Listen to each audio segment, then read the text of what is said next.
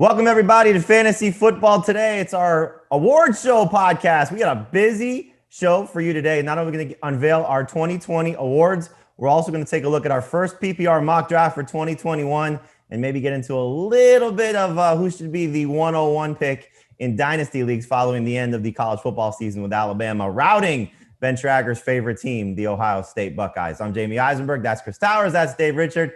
And guys, let's get right into it. So we're going to unveil our 2020 award winners. You guys voted for it on Facebook. We appreciate that. We'll get into that in a little bit. But like I said, we're also going to get into our 2021 first mock draft. So Dave, what was your favorite pick? You had the number 4 selection. What was your favorite pick in the draft? My favorite pick in the draft was probably Kyler Murray in round 6. And Josh Allen went one spot ahead of him, but I thought that was excellent value for what I would imagine to be an elite tier quarterback. Chris, you had the number 11 selection. What was your favorite pick? I'll probably go in a similar vein and say Aaron Rodgers in round 7. I know, things are going to be different in the drafts that we do together, but by the time we get to the summer, I'm not thinking any of those guys are going to be drafted any higher. We don't tend to be more aggressive with quarterback as things go on. No, that's true. The guys will probably get shuffled around quite a bit. But yeah, getting Aaron Rodgers there, getting the quarterbacks there, that's obviously a big thing. My favorite pick was probably getting Benny Snell in round 10. We'll find out what the Steelers are going to do with their running back position. But if you get a starting running back for an NFL team, and we know the Steelers is not going to be probably a great offensive team based on how things have finished for them and some of the things that may change.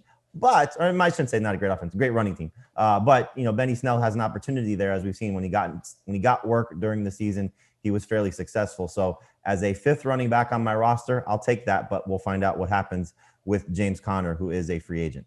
All right, we got some, like I said, a lot of stuff to get to. But first, let me tell you about Indochino. So when I'm hosting FFT on CBS Sports HQ, I love to look good. I love to put on an Indochino suit. You've heard Adam Azer talk about it a lot. He styles in his Indochino suit. We just try to keep up with him when we get dressed up for FFT. It's a fantastic fit. You're going to love every opportunity you get to look your best. And with Indochino, perfectly fitted custom clothes are more affordable than you might think. Right now, you'll get $30 off any purchase of $399 or more when you enter code FFT at checkout. Indochino offers completely custom fitted suits, coats, and casual wear at surprisingly affordable prices.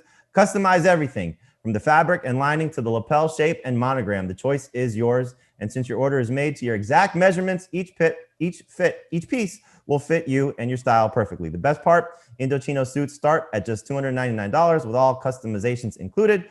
Book a virtual appointment and shop online at Indochino.com. That's Indochino.com. Remember, you get $30 off any purchase of $399 or more when you enter code FFT at checkout. That's $30 off a purchase of $399 or more at Indochino.com using the promo code FFT.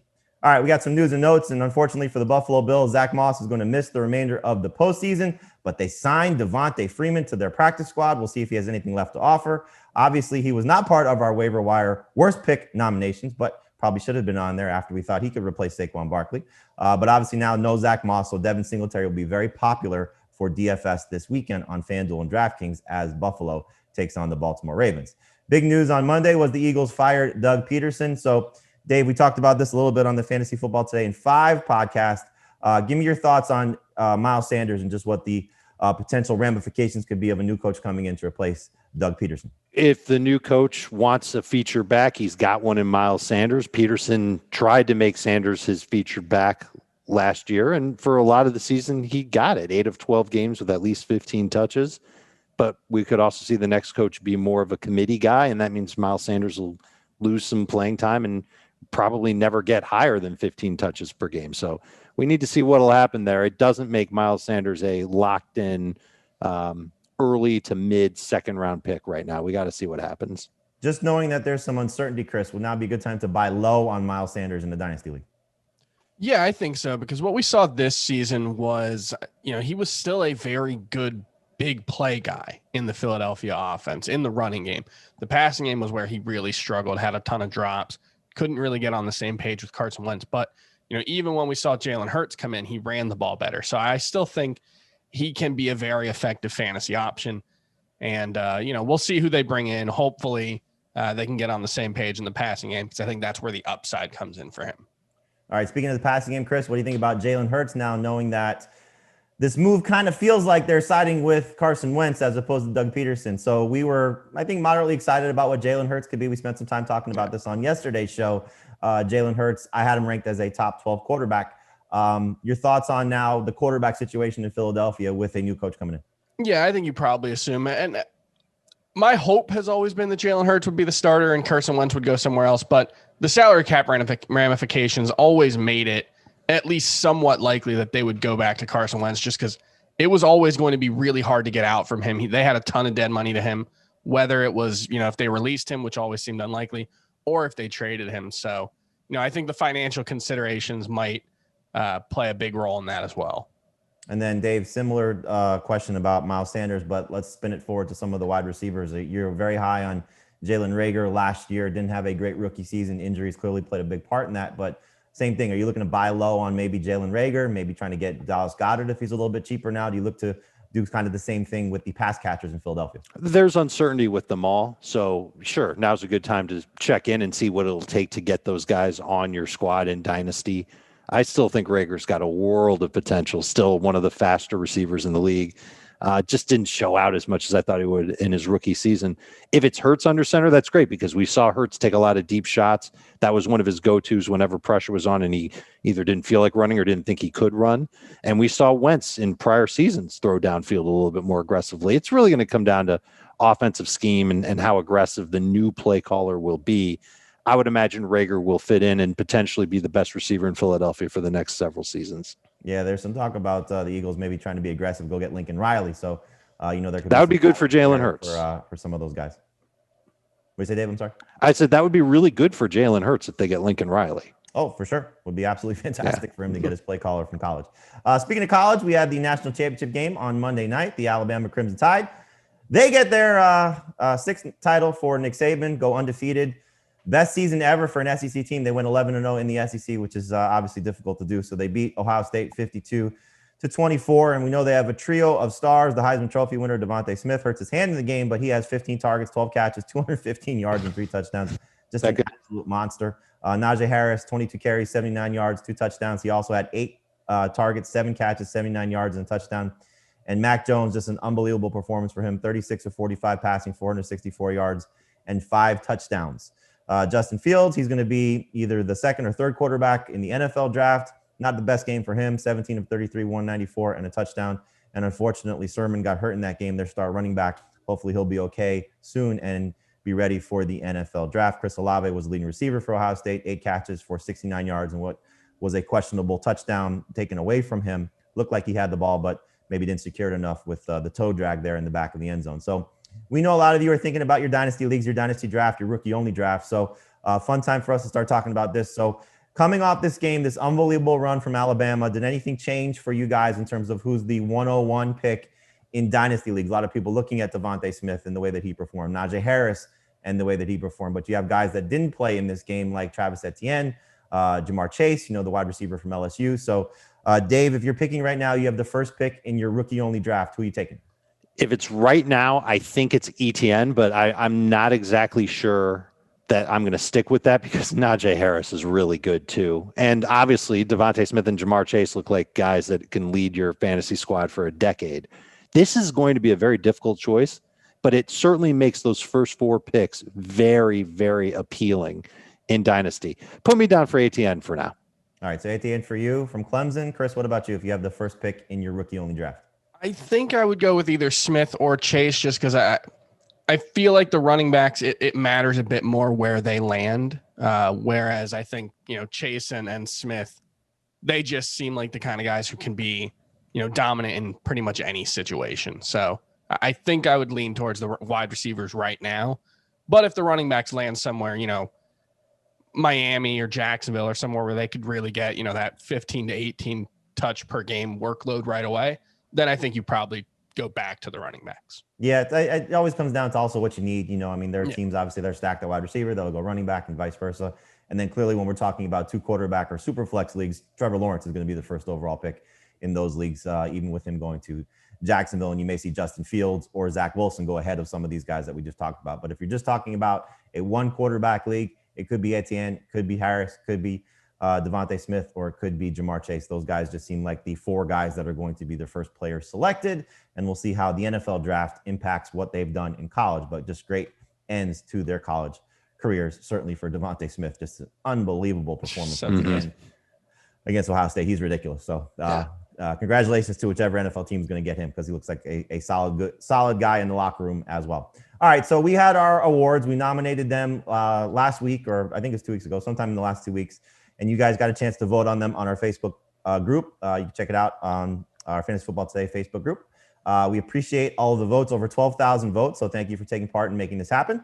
And let's start right now with the fantasy MVP. So I don't think it was a big surprise, the winner. I'll give the nominations. So we had David Montgomery, Darren Waller, Aaron Rodgers, and then the MVP for the 2020 campaign, James Robinson, Jacksonville rookie running back. So he finished number 7 in with his production, 240 carries, 1,070 yards, and 7 touchdowns, 49 catches, 344 yards, and 3 touchdowns in only 14 games. So just a standout performance for a guy that we told you before the season had a chance to take over the lead role. I don't think anybody expected him to be this good, but he took advantage of the opportunity of the Jaguars moving on from Leonard Fournette and was an absolute star. But now we got to spin it forward. And so congratulations to James Robinson for being the 2020 MVP. But Chris, what do you think about him in 2021?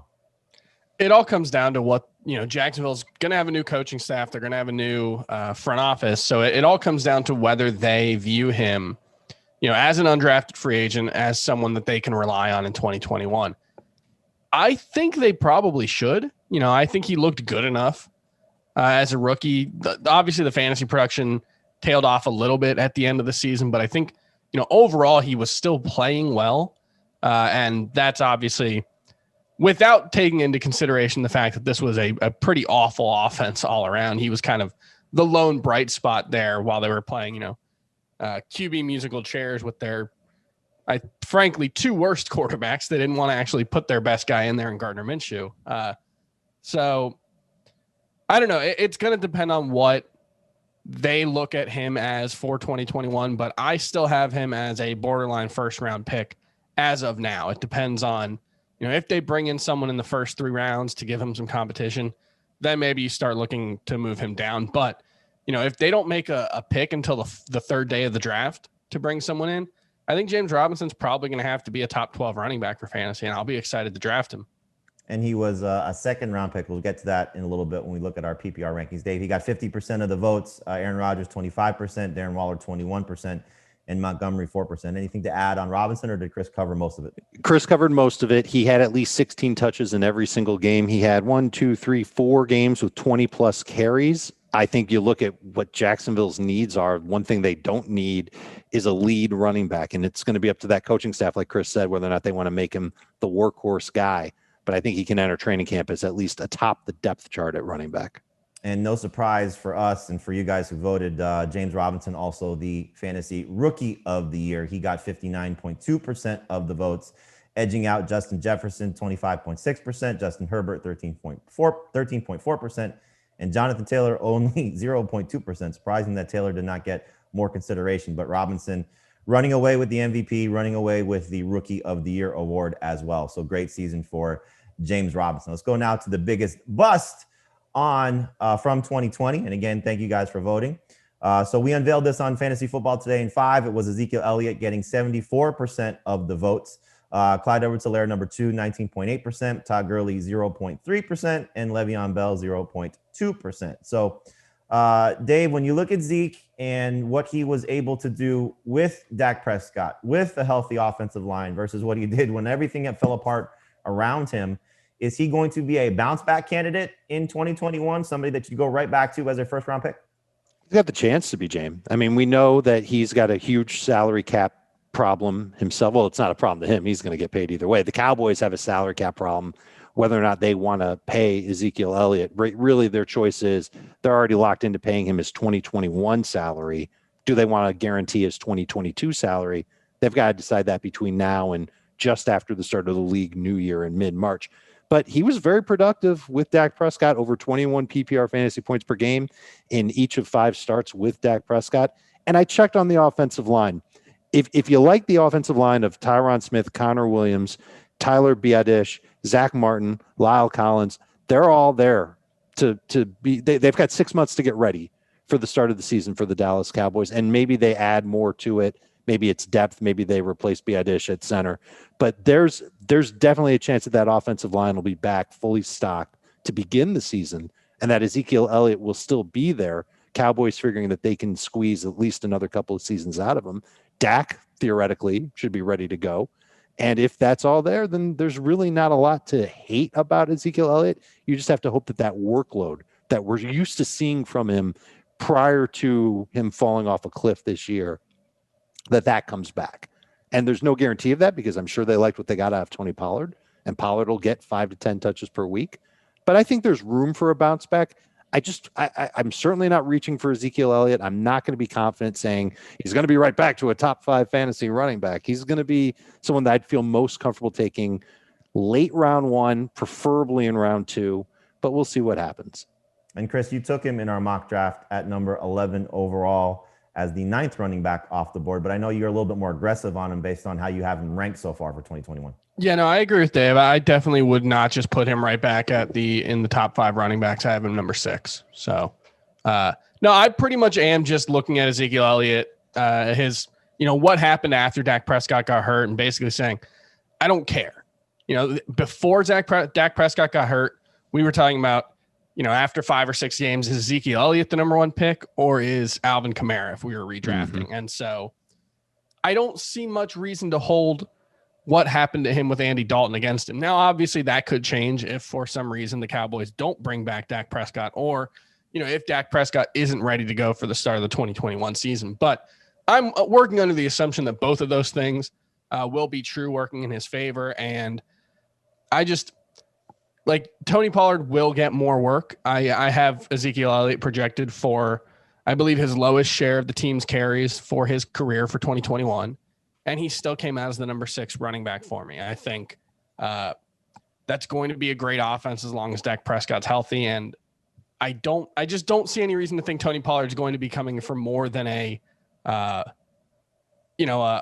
complimentary role. He probably won't have too much more work than he had this year. And Ezekiel Elliott already, I think he had his fewest carries and or touches per game this season. So I'm not that worried about it. I think the one thing that's a big indication of that is he had that dominant performance Pollard did in week 15, and they went right back to Zeke when he said he was healthy in week 16. And then to Dave, your point about the salary cap ramifications, I think Jerry Jones is stubborn enough to think that this division is still wide open. He has a group that could win the division, especially with the way the defense started to play toward the end of the season. If he gets the band back together, everybody healthy, he probably feels that they could win it, and he's stubborn enough to try and do it with the group that he had in place prior to all the injuries happening. So I'd be very surprised if they moved on from Zeke. I could see this group back together, trying to make another run, and they're probably going to be considered one of maybe the favorite in the division, depending on what Washington does with their quarterback situation, just knowing the talent that they have at their disposal. Philly now in rebuild mode, Giants still trying to get their act together, and who knows again what Washington does with their quarterback. So I'd be very surprised if they moved on from these guys, depending on what the salary cap means for Dak Prescott. All right, let's recap the awards so far. Fantasy MVP, James Robinson. Rookie of the Year, James Robinson. Biggest bust of the year, Ezekiel Elliott. And again, thank you for voting on our Facebook group. Let's go now to the next award, which could have been James Robinson again, except we are taking a little bit of a different route because I know a lot of sites, a lot of people that are listening to us that don't play on CBS or may not have listened to our podcast right before the start of the season. We told you to draft James Robinson, and kudos to you. You listened. So James Robinson does not qualify for us as the best waiver wire pickup because he was rostered in more than 60% of leagues on CBS at the start of the season, and certainly when he became something after his week 1 performance against the Colts. So our best waiver wire pickup for the CBS Fantasy Football Today podcast is Justin Jefferson, getting 49.8% of the vote. He edges out Justin Herbert at 34.4%, Mike Davis at 10.8%, Myles Gaskin at 4.3%, and Taysom Hill at 0.6%.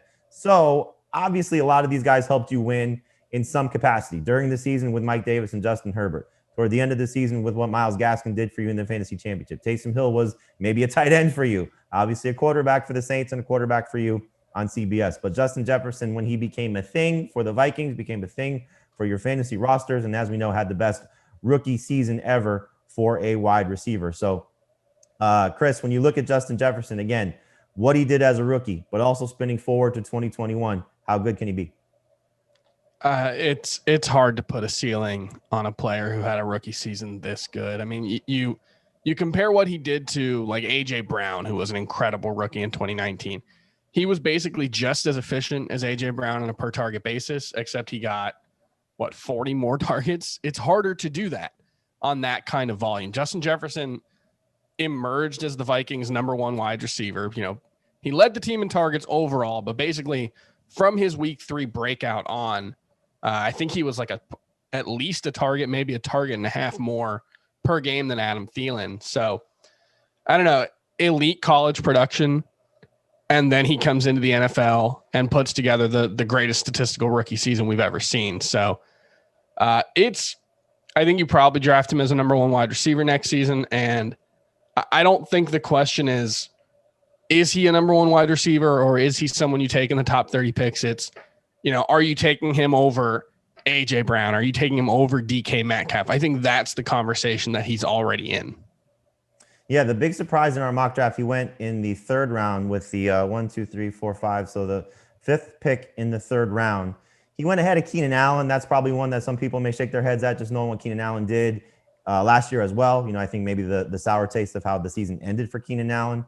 But he went behind some guys that you can maybe say he should go ahead of. Allen Robinson, just because we don't know where he's going to play in 2021. Mike Evans, knowing that there's a lot of target share to consider with the Tampa Bay Buccaneers, depending on what they do with Chris Godwin and Antonio Brown, who will be free agents. Like you said, Chris, he went behind A.J. Brown. He went behind Michael Thomas. You can obviously debate how that goes. But Dave, for a rookie in Jefferson who had 88 catches, 1,400 yards, and 7 touchdowns on 125 targets, they have a new play caller coming in.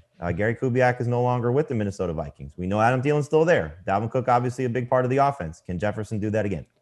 I'm worried about the defense being better for Minnesota, and that takes some opportunities away from him. The first thing I did when I started to look into Justin Jefferson, and I've really just scratched the surface with it, was looked at Kirk Cousins' pass attempts, because I figured, well, Minnesota threw a lot last season. We know that Thielen had a lot of touchdowns. He had a good year. Justin Jefferson clearly had a great year. He only threw 516 times. Now, that's a lot more than Cousins threw in 2019. 444 pass attempts in 2019. But in 2025-16, that's not a lot of pass attempts when you think about other quarterbacks around the league. Some guys usually get to around 550, 575. So there's certainly some efficiency metrics that come into play with Jefferson, and that's the type of thing that I think can continue to carry him as he moves forward in his career. He was 2nd in the NFL among receivers in yards per route run, 2.66. Deep passing, he was top 10 in that metric on Pro Football Focus, top 30 in PFF's yards after catch per reception metric. So he's doing a lot of really good things with the football when he gets it. It's a matter of if that target volume can keep up game after game. If that Vikings defense is better and they remain Zimmer-style conservative with their offense, I'm a little worried about that target share staying up. But even if he's getting 6 to 7 targets per game, maybe even 5 to 6 targets per game, I think there's room for him to be very efficient on those numbers. If you're drafting him as a number 2 receiver, I think he'll be just fine. 16th among wide high-end receivers number 2 receiver, excuse me. I'm sorry? High-end number 2 receiver. Yeah, I think most people are going to draft him as a number 1 guy just based on what the hype and expectation is, and certainly what he did from his college career to his start of his NFL career. And I think if you're looking at it from the standpoint of, we just to kind of tie in the conversation we had about the 101 pick in Dynasty or what your rookie draft can look like. If you're just looking at the college production of what Jerry Jeudy and Henry Ruggs did compared to their NFL production, and maybe looking at Davonte Smith, but also looking at what Justin Jefferson did in his college career to his NFL career, and then maybe looking at Jamar Chase, maybe Jamar Chase from a pedigree standpoint can come into the NFL and be a little bit more ready to go, just knowing what the LSU program has produced, maybe compared to the Alabama program. But again, it was Justin Jefferson playing with a much better quarterback in college with Joe Burrow. All right, again, to wrap up the awards or to catch you up on the awards so far, it is Fantasy MVP and Fantasy Rookie of the Year, James Robinson. Robinson could also have been the best waiver wire pickup based on your comments, but as we told you, Justin Jefferson qualifies for us. Robinson does not.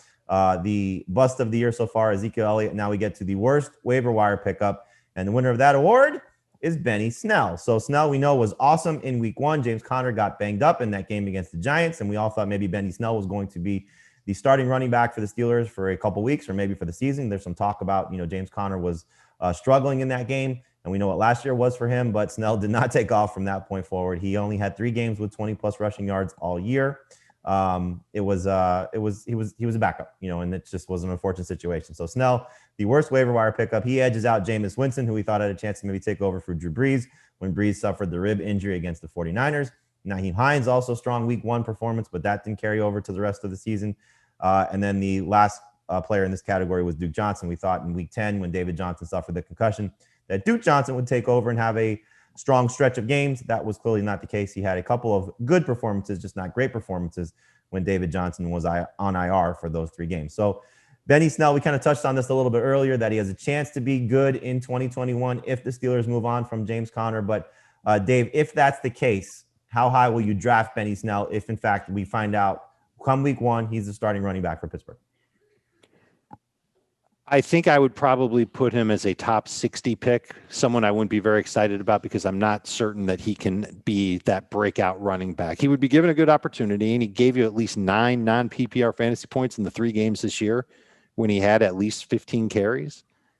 He could be good. I don't think he can be James Robinson, and I'm pretty sure he wouldn't be that much better on a week-to-week basis than somebody like what J.K. Dobbins gave us late this year, where he was scoring every week. And I almost feel like he'd be good he'd be a good number 2 running back, but not one that I'd target. So right around that 7 to 9 non-PPR point range is where I'd put Snell. Wouldn't be very excited to draft him at this point. Chris, anything else to add, or you think the Steelers may add another running back to the mix if Conner leaves? They obviously drafted Anthony McFarland last year. He did not work out very well, but we could see those 2 guys in a big spot if Conner is gone. Yeah, I think given the way Mike Tomlin has operated, if it's, if James Conner does leave and Benny Snell is the lead back, you would assume he would get, the majority of the snaps. It's probably not going to be in the 90% range we used to see Le'Veon Bell in, or, when James Conner was running well. But the 2 starts, that he had started 3 games, Benny Snell did. He was 71%, 46%, and 78% snap share. And he did have 11 targets in those 3 games. And that, to me, is going to be the key. If they view him as someone who can stay on the field for all 3 downs and they involve him in the passing game, then, there's going to be second-round upside. It depends on how, the offense as a whole plays and whether they bring anyone else in. I would be surprised if they made a big investment at running back, though. Just because they do have Snell, McFarland, and Jalen Samuels. We'll see if they bring him back as well. That week 1 game when everybody got excited about him against the Giants, 19 carries, 113 yards, only 1 target. It's got you 11 PPR points, but remember, he didn't start the game. Conner played the majority of the first quarter in that one. And then the 3 games that you're referencing, Chris, week 12 against Baltimore, he had 16 carries for 60 yards, 3 catches for 33 yards. That's probably something that you can expect. Those type of, somewhere in the neighborhood of 18 to 20, 25 total touches, depending on how the game goes. That's what he gave you against Cincinnati in week 15, 18 carries, 84 yards and a touchdown, 3 catches for 23 yards on 4 targets. So that's probably the upside of what Benny Snell can give you. And then the other start that you referenced was that game against Washington, which they lost. 8 carries, 5 yards, 3 targets, 2 catches, 5 yards. That's the miserable side of what Benny Snell can give you. So hopefully that's not the case if, in fact, he is a starter. So we could be talking about Benny Snell on the positive side next year. Unfortunately for 2020, he is the worst waiver wire pickup. So I don't think you want to take that trophy home, Benny Snell. The 1-week wonder of the year was Tyler Lockett. He got 53.6% of the votes, edging out Joe Mixon, who got 28.8%, Tony Pollard, 13.7%, and Odell Beckham, 3.9%. And Lockett, we're talking about his 53 PPR points against the Arizona Cardinals in week 7. I said it many times throughout the season. If I were the Seahawks coaches, I would have said you're playing the Cardinals every week because he was awesome in the 2 games against the Cardinals. He had some good games across the board. His week 16 performance, which was a little bit of a surprise, was solid as well. He actually finished as a top 12 wide receiver, so it's a little strange to say he's a one-hit wonder, but we know it was a lot of big games and a lot of disappointing ones. The other guys in this category that were just, looking at their games, Joe Mixon had 42.1 PPR points against the Jaguars in week 4. Tony Pollard with his 31.2 points against the 49ers in week 15. And Beckham with his 38.4 points against the Cowboys in week 4. Obviously, Beckham did not finish the season dealing with that torn ACL. Joe Mixon also had an injury-plagued campaign, so maybe those guys could have had some other better games along the way. but injuries robbed them of doing that. Tyler Lockett, however, with those 53 points, left you wanting more every time we started him, and he disappointed more times than not. He had 5 games under 10 PPR points in the second half of the season. So, Chris, I wish Heath was here for this because he loves Tyler Lockett. He had him ranked in his top 24 every week with the upside play. We know if Ben Gretch was still with us, this is the type of receiver that he would gravitate toward because he wins you weeks when he has these type of games. But there was a lot of times where he left you disappointed. How are you going to approach Tyler Lockett next year? I can't view him as a number 1 wide receiver. I think I have him in the low end number 2 wide receiver range. I want to say maybe 21, 22. I don't know. It was weird. He's been historically really, really efficient playing with Russell Wilson, and that just wasn't the case. For the season as a whole, 8 yards per target was his lowest since 2017, his second lowest of his career. But also especially, after that week 7 game against Arizona, he had that, 15 catches, 200 yards. From that point on, he had 55 catches on 74 targets for 512 yards, 6.9 yards per target. I sort of want to write it off as a fluke and just say that, the track record is so good that he should get back to being, at least maybe a 9 yards per target guy. But this was discouraging, and he's pretty clearly the number 2 option in this offense, an offense that after that hot start really played a lot more conservatively and, not a good playoff game in the wild card round. So I'm not particularly excited about Tyler Lockett for 2021. Dave, more of a number 2 or number 3 fantasy receiver? Probably that's a great question. I think if you get him as your number 3, you're a lot happier. Yeah. I think that's really just the best way to put it is there aren't going to be a lot of fantasy managers that target him as a number 2 guy expecting a bounce back season. Oh, I know one. You may know one, but he's in the minority. And let's throw this log onto the Tyler Lockett bonfire. Pete Carroll says he wants to continue to run the football next year. Had his season-ending press conference and wasn't talking about, well, maybe we need to let Russell Wilson rip it a little bit more. He wants to be better at running the football because that's what he thinks he needs to do to win football games. So I understand his perspective. That's his job, but it stinks for fantasy. And could that mean that there's fewer targets to go around for both DK and Tyler Lockett next year? We know that Russ was right around 31, 32 pass attempts per game in the back half of the 2020 season. I would be nervous to trust him as a number 2 receiver. You can talk all you want about, well, his upside every single week is great, but 2020 was a year where his downside came out way more often than not, and it hurt your fantasy team. So if a guy like Tyler Lockett is your number 3 receiver, that means you've got 2 other receivers that you can rely on for just raw fantasy points week in and week out. And then when Lockett does blow up, you're a happy camper. But I can't take him as a number 2. I know in our drafts he went right around round 5 in both, and I feel like that's a little too soon. I think he's going to be a round 6 pick at the absolute earliest for me. Last pick of round 4 to Heath Cummings. He drafted him ahead of DJ Moore, but he had the back-to-back pick. So, I think you probably see DJ Moore go ahead of him. Some of the receivers who went after Tyler Lockett, which we can debate. Obviously, there's a lot of time to do that. But Will Fuller, who we don't know he's going to play. He's going to miss the first week of the season because of his suspension. That was to Dave in round 5. CeeDee Lamb and Chase Claypool went right after him. Again, we'll see what happens with those respective receiving cores. Claypool can get a huge bump if Juju Smith-Schuster leaves. Cooper Kupp, that's another one I think that a lot of people would probably still take over Tyler Lockett as well. Brandon Ayuk, Cortland Sutton.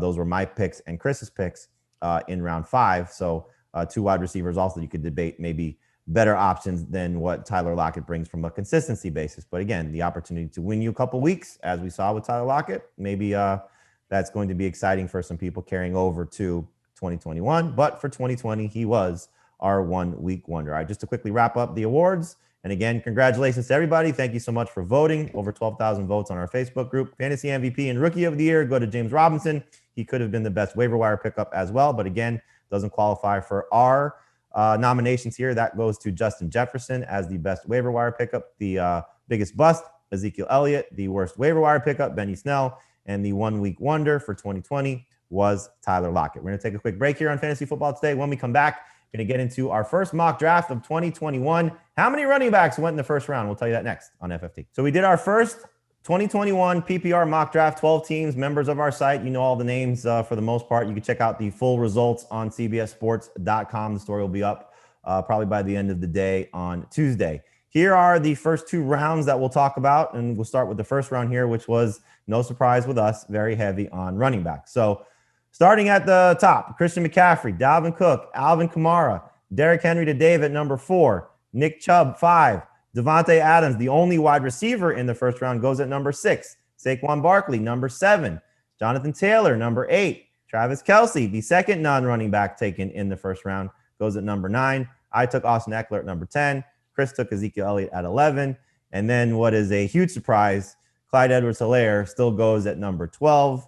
I don't know if the fantasy manager, I'm not going to name him. You can check out his name on the site. We don't want to embarrass anybody, but I don't know if he was thinking it was still the 2020 draft as opposed to the 2021 PPR mock draft. So, Dave, let's talk about Derrick Henry at 4, because I think a lot of people are going to look at that and say, maybe great pick because of what he does running the ball, but it is a 3-receiver PPR league, and you took Henry over Davonte Adams.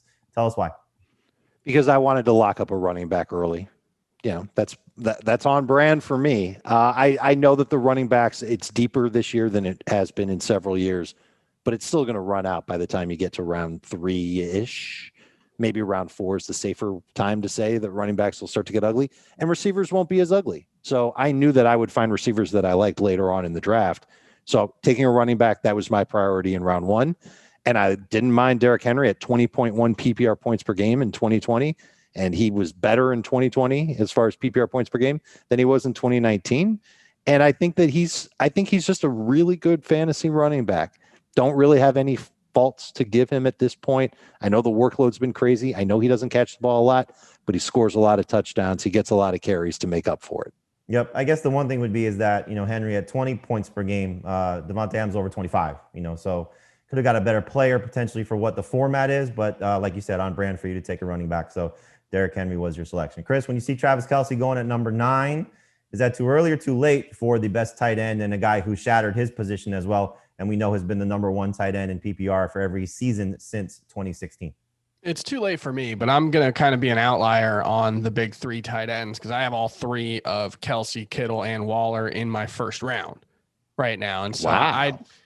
I just think the edge that those 3 guys can give you on the rest of the position is so much greater than anything you can find in fantasy football right now. They're assuming Kittle, he's had some health concerns, obviously, the last couple seasons. Kelce's 32. Obviously there are reasons to be concerned, but I think there are reasons to be concerned about, every running back to start with, and a lot of the wide receivers who aren't Davonte Adams. So, I think that's perfectly fine. I have Travis Kelce number 6 or number 7 overall for me. So I think that's a perfectly fine pick. All right. So you like Travis Kelce there. I think a lot of us would. I had the next pick after. I was going to take Kelce if he fell one more spot to me at 10. And obviously, I'm sure if he slipped, Chris, you would have taken him at 11. Dave, when you see Clyde Edwards-Hilaire in the first round, I laugh. I laugh. Yeah. I mean, a little bit of surprise. He went ahead of Tyreek Hill, ahead of George Kittle, ahead of James Robinson. He was the 10th running back taken. So just some running backs that went in the second round after Edwards-Hilaire were Robinson. I took him at 15th overall.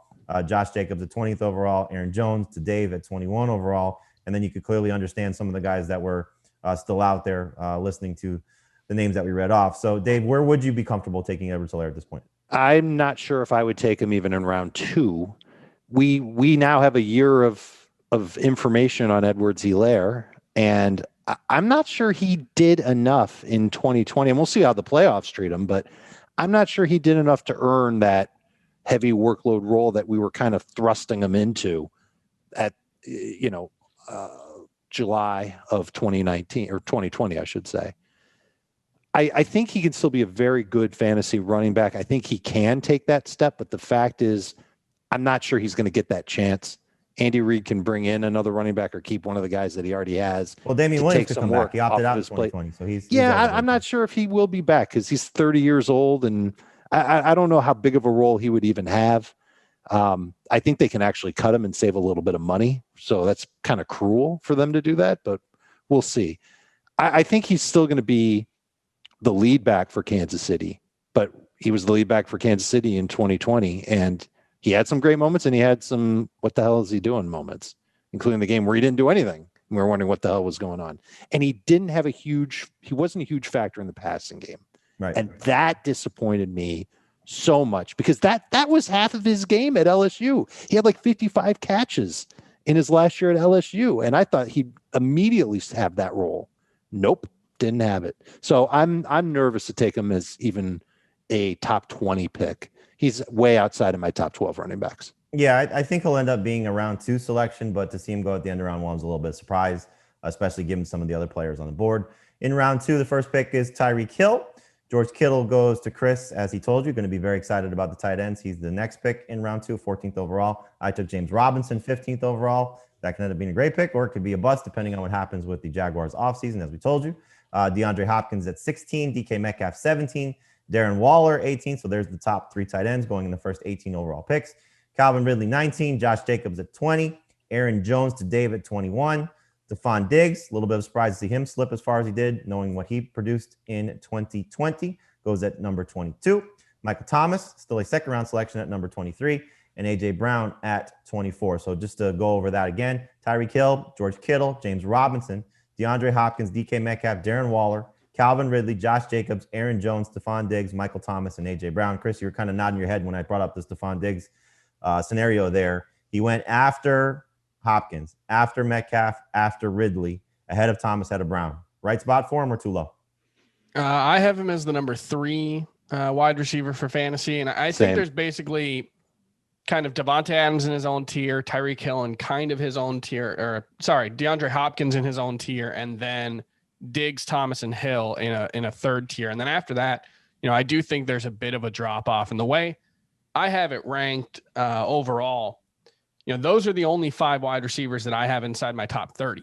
It's really running back heavy, and then those 3 tight ends in the top 30. And then after that, I think that's where wide receiver, starts to be the best value on the board probably for the next 5 rounds from, round 3 or so on. So, yeah, I think Stephon Diggs, you saw, I guess there's some concern that Buffalo's offense will regress next season. I think you should probably expect some regression. And, it was surprising that they have been as pass heavy as they have been. And so if Josh Allen takes a step back, maybe that holds him back a little bit. But I also just think Stephon Diggs is one of the 5 best talents at the wide receiver position in the NFL, and I have for a long time. So a little bit of confirmation bias there, and that I always thought he was capable of this. And I see no reason why they wouldn't use him as a legitimate number 1 wide receiver moving forward. I'm in total agreement with you, Chris. I've been saying it on this show for years that I always felt with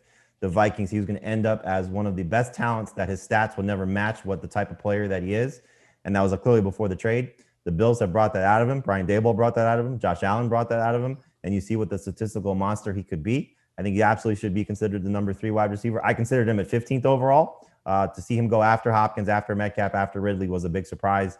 And so kudos to Andrew Ballmer, who got him at number 22 overall. Okay, you can see the full draft results on CBSSports.com. We're going to highlight a couple of things here, but make sure you listen to Fantasy Football Today on your smart speakers. Simply ask Alexa, play the latest episode of the Fantasy Football Today podcast, or hey, Google, play the latest episode of the Fantasy Football Today podcast. It's certainly a great way to listen to us by making sure you say Alexa or Google and play the latest episode of Fantasy Football Today podcast. All right, so we had some trends here that I think are worth pointing out, certainly at the two outlying positions of quarterback and tight end. So our drafts typically go a little different. We don't go heavy on quarterbacks. You're probably going to see Patrick Mahomes somewhere near the end of round 1, beginning of round 2 in most of your leagues. And then the run on quarterbacks will come somewhere in the late round 2, round 3 range of the top tier guys, whether it's Josh Allen, whether it's Kyler Murray, whether it's going to be Dak Prescott again, Lamar Jackson again. But Mahomes goes in round 4. Then we get to round 6, and it's Josh Allen. Dave takes Kyler Murray there, and Deshaun Watson goes round 7. We get Dak Prescott, Lamar Jackson. Chris took Aaron Rodgers, as he told you. Justin Herbert. I didn't take Joe Burrow till much later. Let me tell you when I got him. He was my number 1 quarterback, which was round 11. I'm thrilled about that value. Hopefully he's going to be healthy, ready to go for week 1. But Dave, when you look at the quarterback value here, it's a deep position. We spent some time talking about this with Jalen Hurts and Russell Wilson and kind of the bridge of where the top tier guys end and then the potential upside guys come into play with Taysom Hill potentially being the starter, Jalen Hurts potentially being the starter, obviously Joe Burrow, those type of guys. And then the older quarterbacks of Matthew Stafford and Matt Ryan and some of those guys that still have the potential to be borderline starting fantasy quarterbacks. Did you feel like round 6 was a good spot for you to go get Kyler Murray, or do you think you could have waited another round or two to get another guy that you like? I could have waited another round to get another guy that I liked, but he wouldn't have been in that same tier as Kyler Murray. Certainly not with that type of upside that Kyler Murray should be able to give us in 2021. And I think the name of the game when it comes to drafting quarterbacks next season is going to be value. You're going to want to find a quarterback where I've said this before, where you look at who's available and you look at the round you're in and you know you need a quarterback and you do one of those cartoon eye pop things where you just can't believe the value that's there. And when you see that, that's when you know to go ahead and take a quarterback and put that guy on your squad. And if you don't feel that way, maybe you look at the quarterbacks at your left and your eyes aren't popping out of your head because you know that maybe they'll pop out of your head next round. Go ahead and wait one more round. Value is the name of the game when it comes to drafting a quarterback in 2021. Yep. And there were, again, our drafts are going to be a little bit different than what most of your drafts look like when it comes to quarterbacks. Even if you do wait on quarterbacks, you're not going to see Mahomes in round 4. He's probably a round 2 pick or maybe round 3 pick. You're not going to see guys like Josh Allen and Kyler Murray in round 6. Those are probably round 4 or round 5 selections. But, we're going to talk about this a lot throughout the course of the offseason about waiting on quarterbacks again. And you see some of the guys that you got to help you win your leagues this year, specifically a guy like Aaron Rodgers, who is going to be the NFL MVP, could have been the fantasy MVP as well. All right, Chris, so you said you're really excited about the 3 tight ends. You're going to take them in the first round if they're available for you. Kelsey, Kittle, and Waller. Certainly Kittle and Waller will be available if you pick at any point in the first round, because you're probably going to be one of the few people who takes those guys unless it's a tight end premium league in the first round. But when you get past those 3 guys, then what's your plan looking at tight end? You did take Kittle in round 2. Mark Andrews went in round 5. He was the 4th tight end off the board. Noah Fant went in round 6. And then it was some of the potential high upside guys. I guess Fant falls in that category as well. Dallas Goedert, TJ Hawkinson, and Hunter Henry. Yeah, I think it might be a little early for Fant, Goddard, Hawkinson, Henry, et cetera. I think all of those guys have to take a step forward to justify that cost, even when you take into account the position scarcity. I love Noah Fant. I think the Denver offensive skill players are, have the potential to be, arguably one of the best groups in the NFL. I'm not sure Drew Lock is there, and I'm not sure he's going to be in 2021. And, Goddard, we'll see what happens with Ertz, but, if they're changing their offensive philosophy, are they going to feature the tight ends as much? I think there's going to be a push for that kind of third tier. I think Andrews is a second tier all on his own. And it's going to push them up. And if I don't get one of those top 3, I'd probably rather just wait and take someone, Logan Thomas a little later, maybe Mike Gesicki a little later, rather than, try to pay the premium and say, okay, I try to identify which one of the tight ends is going to break out, because we always think tight end's going to be better than it ends up being. And it's this class of tight ends who, I think tend to let us down the most. Potentially. Yeah. I mean, we'll see. Certainly what Hawkinson showed you in the start of 2020 was very promising. Then closed the season to the same level. Fant, same way, started the season promising. Only had 1 touchdown after week 2. So you'd like to see a little bit more from him. But Dave, I like what you did getting the 2 tight ends that you got in this draft with Hawkinson and Mike Gesicki, and the values that you got them with Hawkinson in round 9 and then Gesicki in round 13. I think there's going to be good depth at tight end this year. It doesn't necessarily mean that there's going to be guys that you can start week in and week out and feel really good about, but I'm looking to find value at tight end too. And if I can find a couple of tight ends that I think have some rock star upside, I don't mind having 2 of them on my team, especially if I've got the quarterback taken care of early on. I did this in a lot of my 2020 drafts where I either took 2 quarterbacks or 2 tight ends. I really didn't want to take 2 of both positions. When I got a quarterback early, I would let myself take 2 tight ends later on. If I got a tight end relatively early, I would take 2 quarterbacks later on. And it's just trying to grab on to getting some good value at the position I take early and just lottery tickets at the position of the guys that I take later. And that's what I did here. And hopefully one of those two guys in this mock draft that we're not going to play out and not have a leak in, hopefully one of those guys will look good. And then I can look back at this draft and say, okay, yeah, Gesicki's a good pick. I'm going to draft a lot of Hockenson and Gesicki because I think they do have potential, especially in PPR, to be good week in and week out starters. And if I can't get one of the studs that Chris is taking early on, I don't mind having a good starter that I don't really have to think about each week. And really that's kind of what you're looking for if you don't get a stud. And the problem with taking a stud is, of course, you're going to start George Kittle every week, but if he goes through a lull where he's not putting up huge points for you, you're going to kick yourself for taking him too early. But we could say that about any position. Yeah, I think with these two guys in particular, you stole them because I don't think we're going to see Hockenson fall to round 9, especially if Noah Fant is going in round 7. Those guys are probably going to go in a similar range, and probably a lot of people are going to take Hockenson first. I would take Hockenson over Noah Fant. So I think you stole Hockenson in round 9, and I think a lot of people are going to take Gesicki a little bit higher as well, just knowing what he showed you at times last year. So I think Chris is right. You don't necessarily need to take those guys too much sooner than that, but once you start to get to that point in your draft where you got your running back and wide receiver depth or your starters full, and you're looking for that tight end that you like or the guy that has the next upside, clearly the play caller in Detroit will determine what happens with Hockenson, maybe what the health of Cortland Sutton means, or as Chris alluded to, the growth of Drew Lock. That's going to be a big part of what happens with Noah Fant. But I took one that I'm very excited about, especially where I got him, which is Irv Smith, taking him in round 10. I think there's a lot of upside for him going into 2021. And I also took a second tight end that I like with upside in Cole Kmet, especially if Allen Robinson's gone. So not as good as Dave's, but hopefully those guys have some break. But it's the same philosophy. Right. You're taking tight end dart shots late in the draft, hoping that one of them can be a good starter for your team. And if you get lucky, both of them are good starters. Maybe one of them can be great. And one other point I'd like to add on, if you had done this last year, taking tight ends in round 1, 3 tight ends in round 1, I would have found you. I would have grabbed you by your shoulders and I would have shaken you saying, what the hell is wrong with you, man? But I've already talked about it. The running back depth is going to be really good this year. Receiver depth is going to be off the charts. Quarterback, tight end depth, it's going to be fine.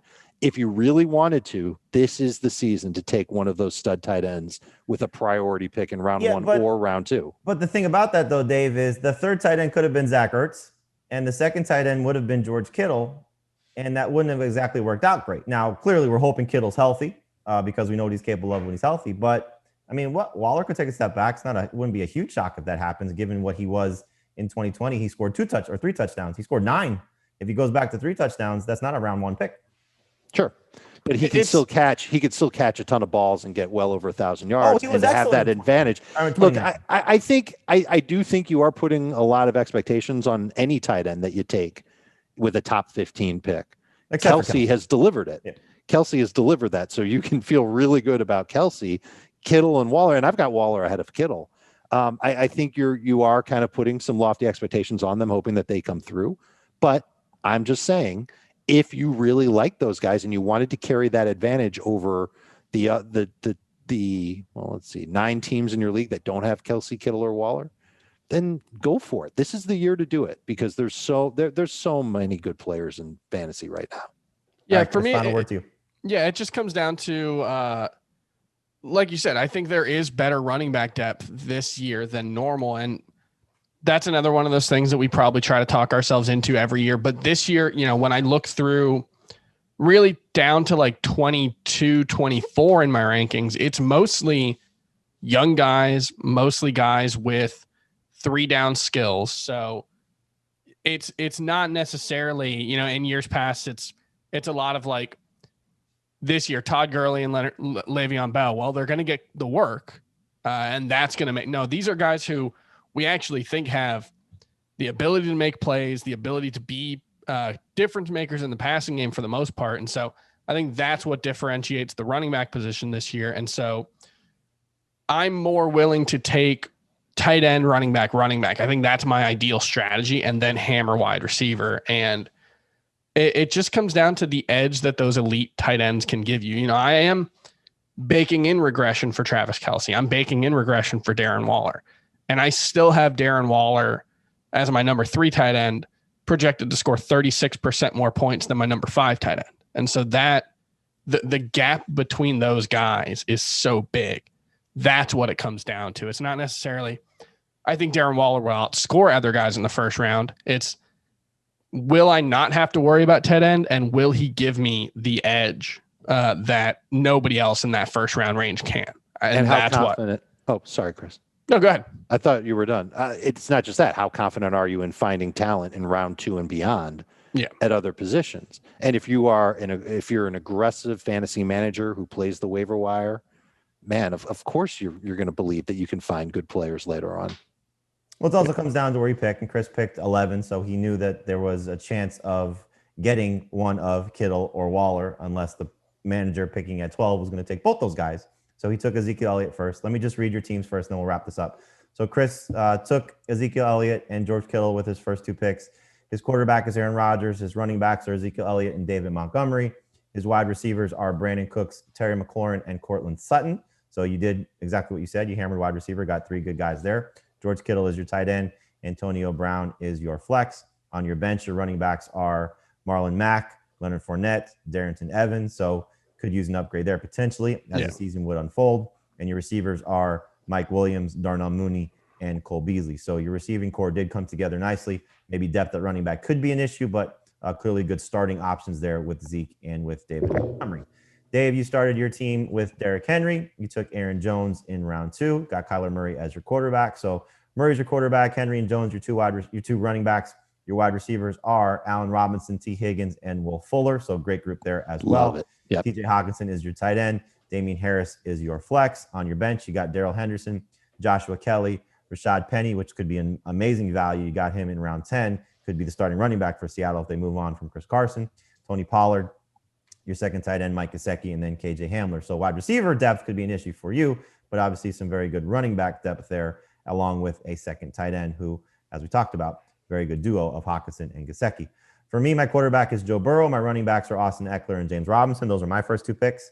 Then I went wide receiver. I took 3 running backs in my first 3 picks. I took J.K. Dobbins, so that's my flex. So Eckler, Robinson, and Dobbins. I love that trio. Then my wide receiver core is Kenny Golladay, Brandon Ayuk, Jerry Jeudy are my starters as of now, but I also have Robbie Anderson, Jacoby Myers, and Michael Pittman on the bench. I like my receiving core as a whole. My tight ends are Irv Smith and Cole Kmet, like I said.